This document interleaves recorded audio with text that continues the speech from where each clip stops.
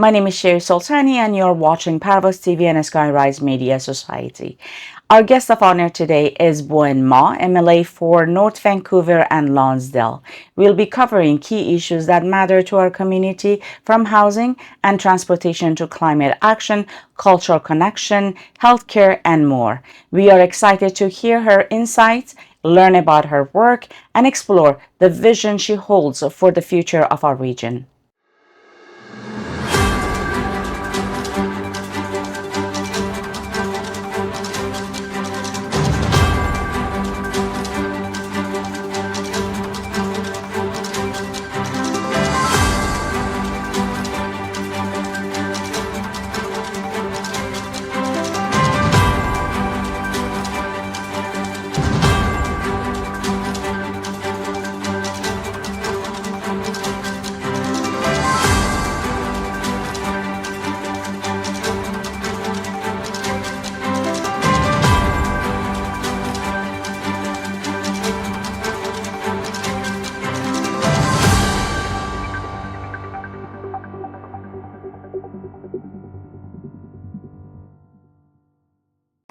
Hello, Bowinn Ma, and thank you for joining us today. Hello, thank you so much for having me. Um, Before we start the question, please tell us a bit about yourself. Who is Bowinn Ma, and what led you to become an MLA, and what continues to inspire you to work as a public service?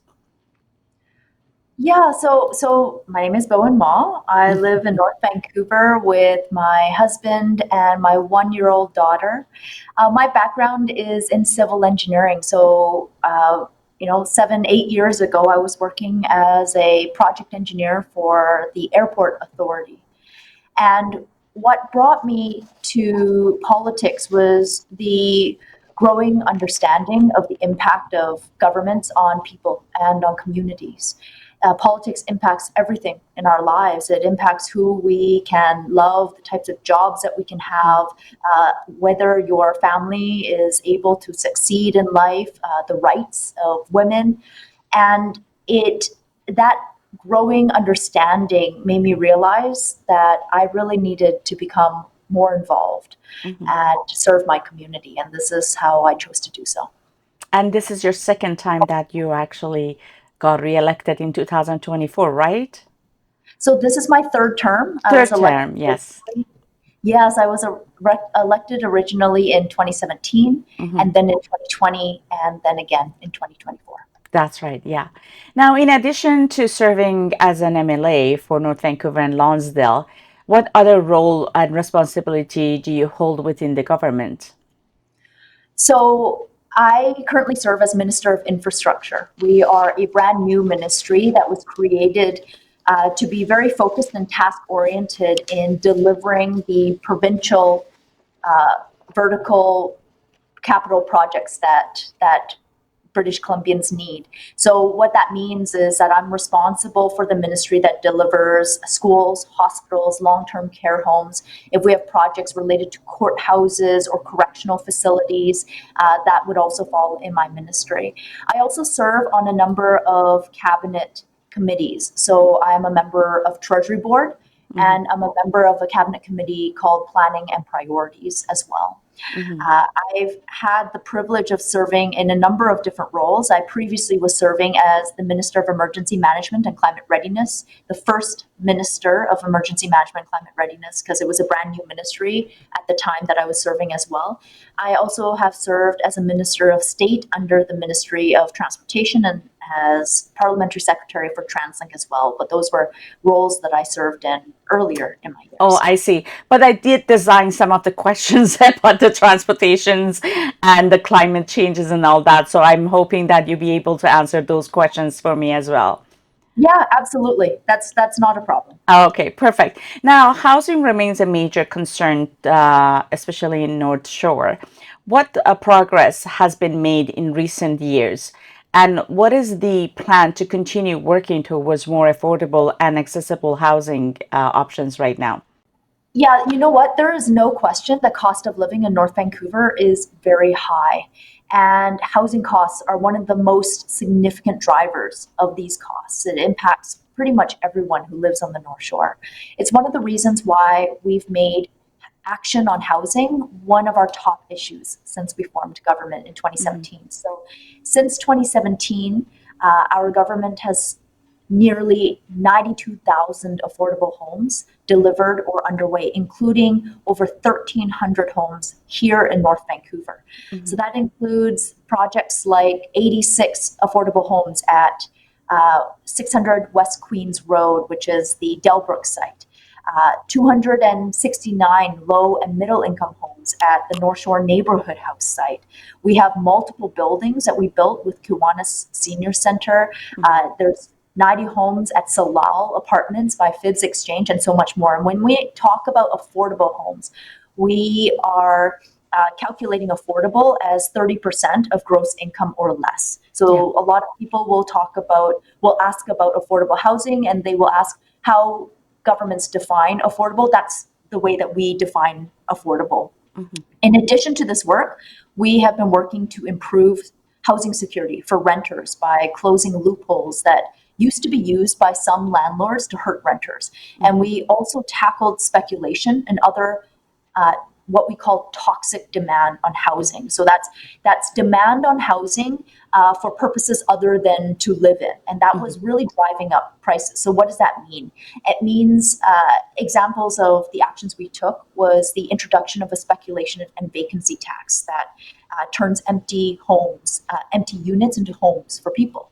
We Mhm. also added a new BC home flipping tax Mhm. on profit that is made from selling residential properties within 2 years of buying it. So those people who are buying homes just to flip it for money, we're taxing it significantly in order to dissuade people from doing that. We also expanded and increased the foreign buyers tax. We've been cracking down on criminal activity in real estate. We've also introduced new unexplained wealth orders to seize the proceeds of crime. So if somebody shows up in Canada with a whole lot of money and that can't be explained, and they start to invest it in the housing market, or they're buying fancy cars, we actually have new tools now to seize those proceeds of crime. Oh, that's So wonderful. so those are just some examples of the actions that we have Mhm. taken. There's lots more that we've done, but there is also a lot more to do. We need Yeah. tens of thousands of more homes to keep up with what has been an extraordinary population increase in recent years. Well, So we're comparing to other cities in Vancouver, I'm talking about like Coquitlam, even Langley, like it's still North Vancouver and North Shore is the most expensive for renters actually, and even for buyers. You know, people, the houses there in North Shore and West Vancouver are like so expensive. For renters is more and that's why younger generation they try to move down to Langley or Pet Meadows or different cities because they cannot afford to live in North Vancouver. Even their jobs and families are still live in North Van. So that's still a crucial matter, actually. Yeah. absolutely. Yeah, let's talk about transportation. You touched base a little bit about transportation. Now, transportation is a daily challenge for many people in our region. And can you share your recent updates or plan aimed to improve traffic flow, especially in North Shore? The traffic is horrible. And we're talking about traffic, public transit, and overall mobility. Yeah, absolutely. So transportation on the North Shore has been one of my top priorities as an MLA since I was elected in 2017. I shared a little bit about who I was earlier, that I'm a civil engineer, but my academic focus actually was on transportation as well. And in 2017, when I was first elected, the North Shore was without a unified approach to transportation. Uh, and alternative modes of transportation like public transit, active transportation, they weren't really considered as part of the system here, not fully. So the work that I did around the integrated North Shore Transportation Planning Project changed all this. And among other things, this project identified that the lack of affordable housing, which we just talked about, um, So that lack of affordable housing on the North Shore is actually among the root causes of our transportation challenges as well, because people who work here can't afford to live here, and people who live here often have to go off of the North Shore in order to work. So this was creating a lot of commuter traffic, and it's been incredibly important for us to understand this as we grapple with many of its challenges. So, among other recommendations, that work led to the understanding that there was a need for rapid transit connection on the North Shore to the rest of the transit system, and it actually mapped a path forward that the North Shore is working on right now. Now, this kind of work, it isn't easy or fast, but we've actually made very good progress on moving forward on this concept as a region, and it is now identified as a priority by the TransLink Mayor's Council as basically a top priority for the next phase of transportation investment. Yeah, thank you. And you know, because especially North Vancouver and West Vancouver, there's only two ways to exit from there is either Lionsgate Bridge and or Second Narrow Bridge. So the traffic flow is really bad. And obviously, transportation, it helps a lot for people who wants to, go to different cities and especially when they're working in different cities than North Shore. Now, let's talk about childcare and healthcare. And now, while access to childcare has been improved, but many families still struggle to find affordable options. What steps have been taken so far for the childcare? Yeah, access to childcare is so important, especially for families with young children and for women in those families too. Let's call it out. Oftentimes, when a family has to choose for a caregiver to stay home and give up their careers, it tends to be women who make that sacrifice. So we see access to childcare as fundamental to the health of our communities, and we currently have three programs that help support parents with the cost of childcare. The first is the $10 a day childcare program. This is the one that everyone knows about. It basically, through an agreement with the BC government, an entire childcare facility will be converted to spaces where parents pay no more than $10 a day. Now, these facilities tend to be provided by not-for-profit organizations, and the spots are very desirable, so their wait lists tend to be the longest. The second program is called the Child Care Fee Reduction Initiative, and this reduces childcare fees by up to $900 per month per child. It is a program that childcare operators opt into, and there's no action that is required by parents to benefit from this program. And about 98% of all childcare providers are part of this program already. The third program is called the Affordable Childcare Benefit.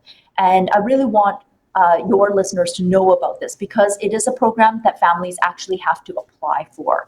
It's an income-tested program, and it provides an additional subsidy of up to $1,250 per month per child.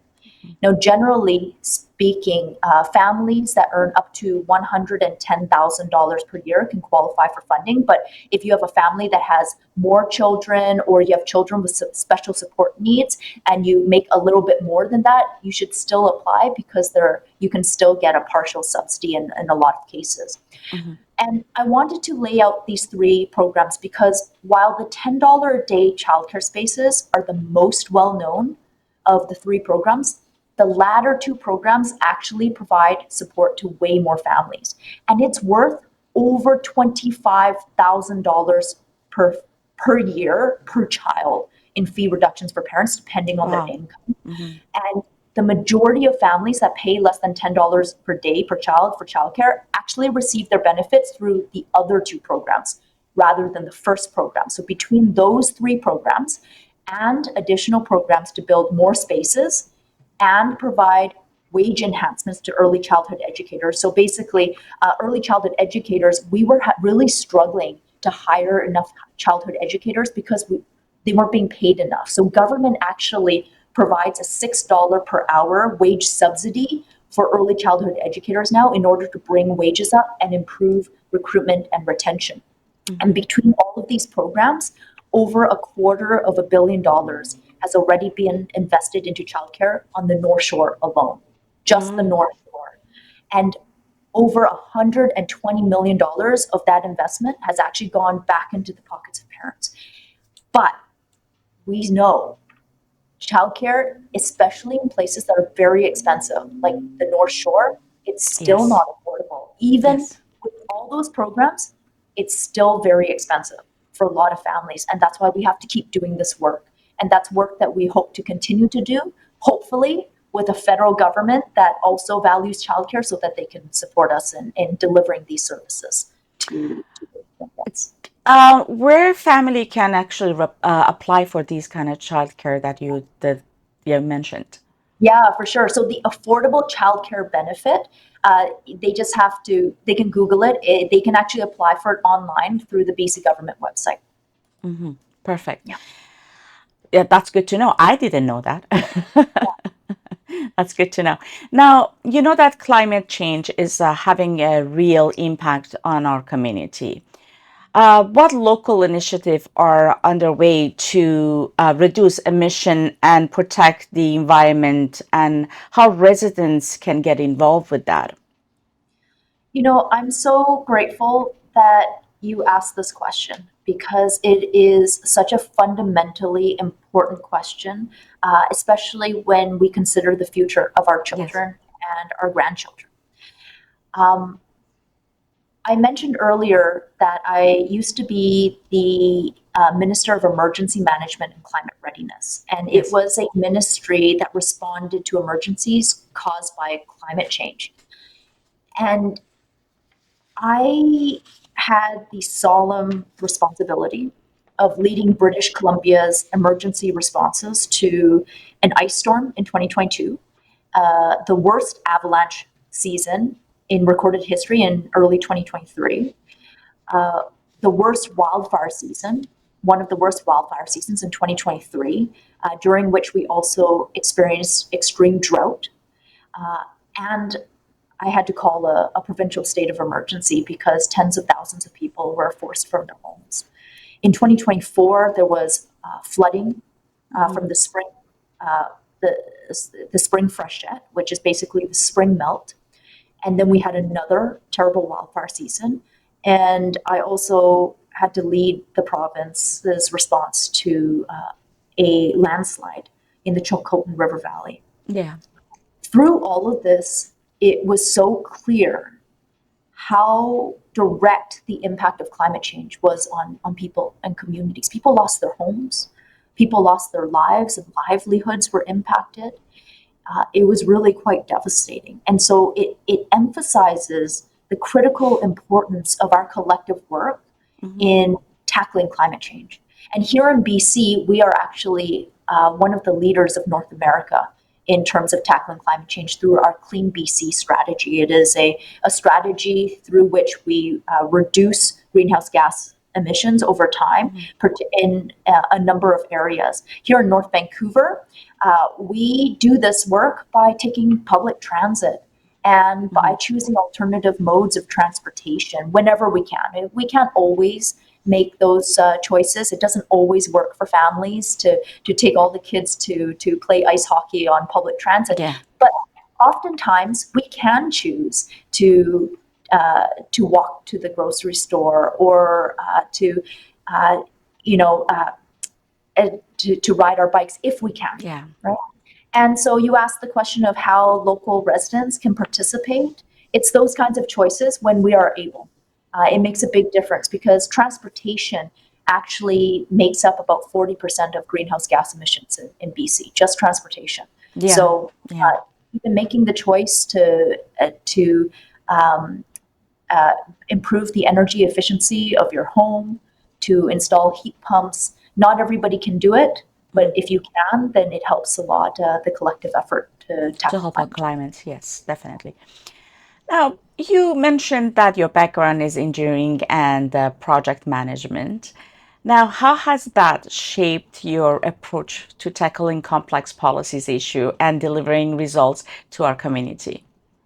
Yeah, I've been incredibly fortunate to be able to bring a relatively technical background to the Mhm. legislature. I know that I really benefited from my background as a civil engineer, as a project manager, and an academic background in transportation in terms of pulling the regional conversation Mhm. on transportation together.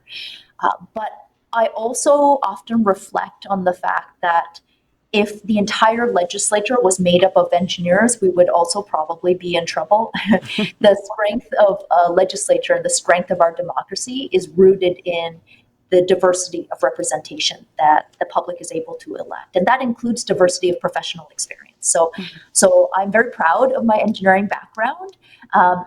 Very proud to be able to use that in my role as Minister of Infrastructure, but I also come to this work with humility while using my skills to serve people to the best of my ability. I know that although like I said, I'm very proud of my background, that everybody brings really important experiences to the legislature, and I value them all. Yeah. Well, we're thankful for that too. Now, Bowinn, you have attended to many Persian cultural events and gathering over the years. And I was there and I saw you how to, that you tried to speak Farsi even. Now, why is it important to support cultural communities such as ours? And what have you learned from our community? Yeah. You know, it is, we are all so incredibly fortunate to be home here on the North Shore to such a strong and vibrant community of Iranian Canadians and people who express themselves through Persian culture. And this community shares with us, like you share with us your food, your music, your art, your poetry, your professional expertise, your work ethic, your love of family, and the commitment to women, to life and Mhm. freedom. Yes. Yeah. It, it is an absolute privilege to serve this community as its MLA in North Vancouver, and it's been a joy to have been able to learn and participate in so many of the community's cultural events, learn more about its people. When I think about all of the lessons I've learned from members of the community, I feel really privileged. You know, Mhm. it's also been an honor to stand in solidarity with the community through many devastating and wounding moments Mhm. of history. I remember in 2019 when the Islamic regime of Iran used a countrywide telecommunications blackout to quell internal dissent and Yeah. cut off communications with the outside world. And I remember talking with families who were absolutely terrified about what was going on inside Mhm. the country. I remember the downing of UIA Flight 752 in January of 2020 when the IRGC, Yeah. sorry, when that was done by the IRGC, when we lost so many young and promising souls. Canadians. Yeah. We lost so many dearly loved ones Mhm. in what was truly an act of senseless violence. And we stood in solidarity together through the pandemic, which impacted Yes. all of us so deeply and directly, and in solidarity after the killing of Masa Amini and the birth of the Zan Zendegi Azadi movement. It is during these most difficult times Mhm. that the strength and the will of the Iranian community has truly shone through, and it has been an honor to bear witness and stand by this community through all of this. Well, what I remember that you stood by us side by side and support our community, and thankful for that. Now, let's talk about local media such as us. Why do Mm. you think local media is important one?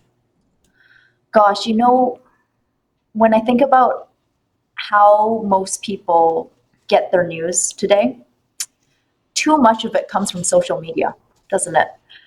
And And social media has been a benefit in many ways in keeping us together. And it has also been the source of a lot of a lot of things that have driven us apart. Misinformation runs rampant on social media and the internet, and it has been a real challenge for governments to get a handle on it. That is why trusted local media sources like yours, like Parvaz TV, is so incredibly important. When people look to you and your team for reliable access to true information, they're putting their trust in you. Mm-hmm. And I know that it is a trust that you do not take lightly, and it is something that you work hard at every single day to deserve and to maintain. And 27 that years now. exactly. Mm, And that work, that effort, that trust that you have built and maintained is what makes you as an example of local media so incredibly important to the stability and the cohesiveness of our communities, and frankly, to the strength of our democracy. oh, thank you. Yes. Now, looking ahead, what is your vision for the future of North Vancouver and Lonsdale area? And what do you wish to do? Yeah, we're a strong community. Uh, we're a strong community, and we are growing very fast.